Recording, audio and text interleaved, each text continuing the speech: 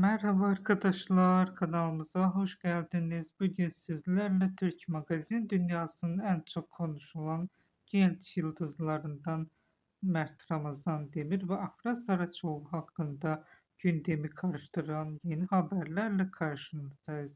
Son günlerde sosyal medyada ve magazin kulislerinde en çok konuşulan konulardan biri yine aynı ikili Afra Saraçoğlu ve Mert Ramazan Demir.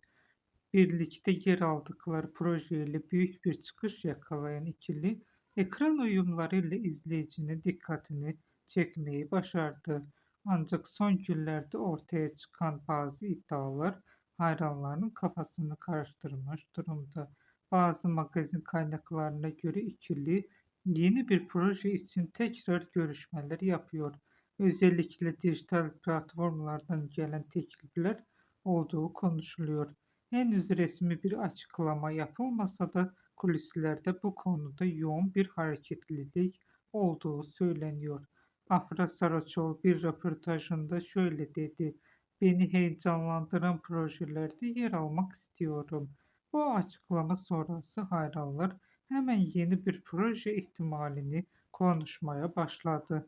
Diğer tarafta Mert Ramazan Demir ise daha sakin bir açıklama yaptı. "Şu an tamamen işime odaklanmış durumdayım.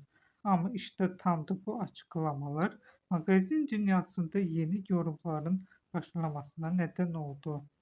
Bu sözlerin yeni bir başlangıç sinyali olduğunu düşünüyor. Kimileri ise sadece profesyonel açıklamalar olduğunu söylüyor. Sosyal medya tarafında ise durum çok daha hareketli.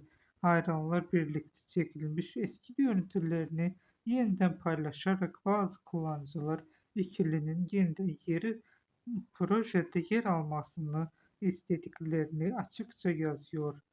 Yeniden görüşmek üzere. Hoşça kalın. Bizi izlemeyi unutmayın.